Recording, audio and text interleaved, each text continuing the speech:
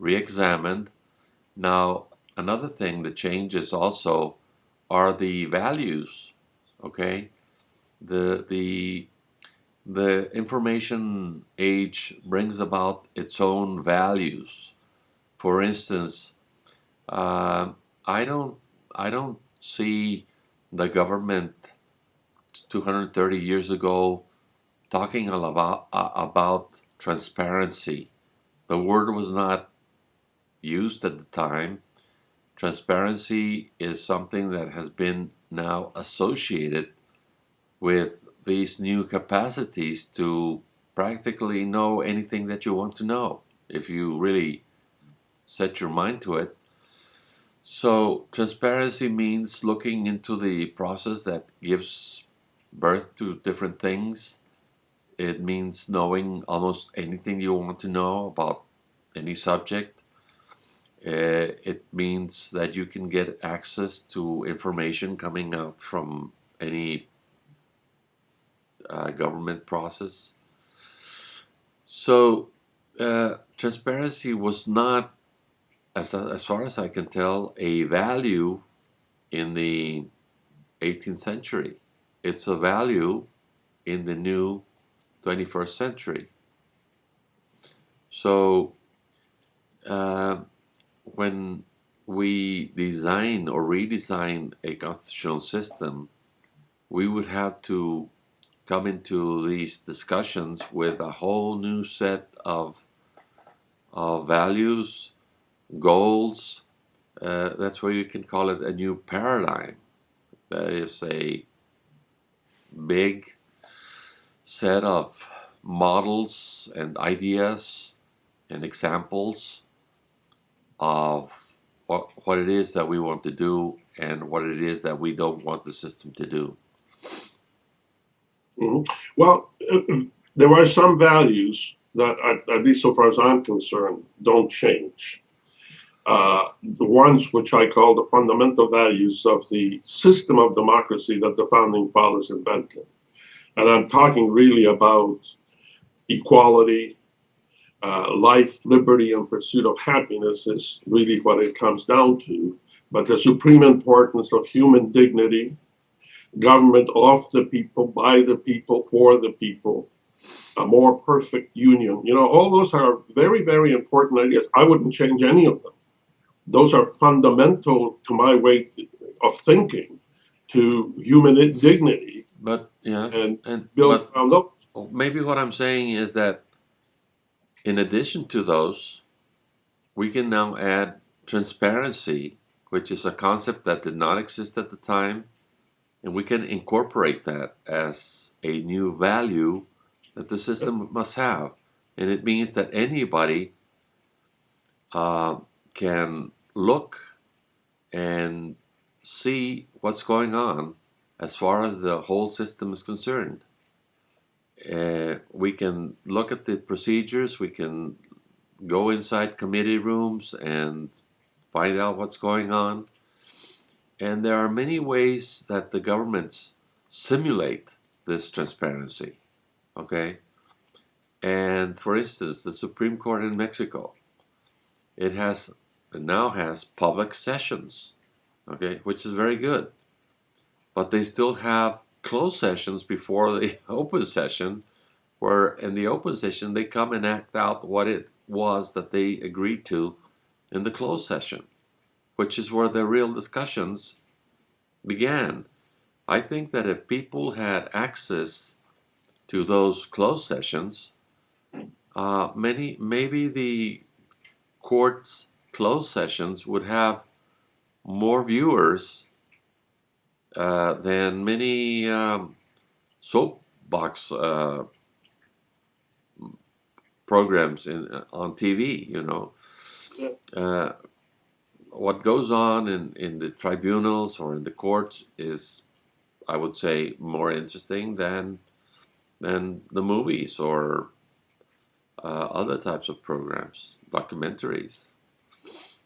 Yeah. Transparency was not totally an ignored value, but certainly very, very little thought of. But at least in the uh, adjudication in the system of justice, British, there is this old expression that justice should not only be done, but be seen to be done.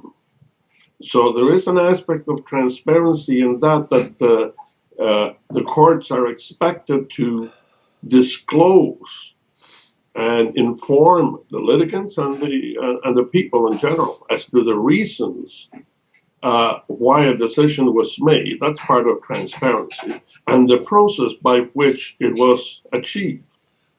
Well, So it's not totally unknown, but certainly that's the full extent of it, so far as I know. And it was talked about, it was a different value because transparency is related to technology, particularly today. Information transparency, certainly. yes, I think that the idea of trials and trials by jury being public affairs, open to everybody, has been such an important element in the uh, Anglo-Saxon world of law that, as somebody pointed out a few years ago when we were investigating all this about the transparency, this expert came and said, listen, um, the right to a fair, open, public trial is so important that it's not even in the Constitution. There's not a word in the Constitution. It talks about due process, but it never says trials have to be public. It's just assumed that they have to be. It's always been there. It's been a part of that all forever. And in many Latin countries, for instance, since we're more bent on written procedures than oral procedures, we have lost this important principle, and justice has become obscure. It's become mysterious. It's become sort of privatized by the government that doesn't want to have any accountability. And it's not working. And we're looking at the results through the increase in crime and delinquency all around. And it's because trials do not set an example.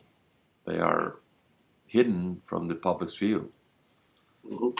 But in the creation of the Constitution of the United States, the common law of England was sort of incorporated holus bolus as part of the system. The founding fathers did not change or choose to ignore the common law of England. It's the law under which they themselves have been established.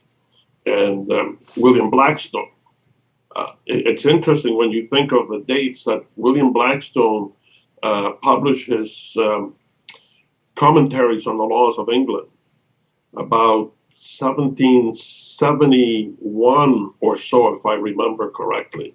And in that, he deals, of course, the transparency that we're speaking of was firmly established in the common law as of 1776.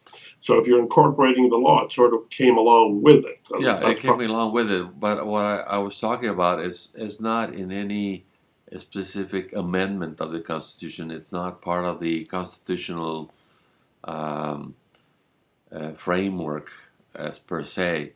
Of course, this is another interesting topic we're entering here.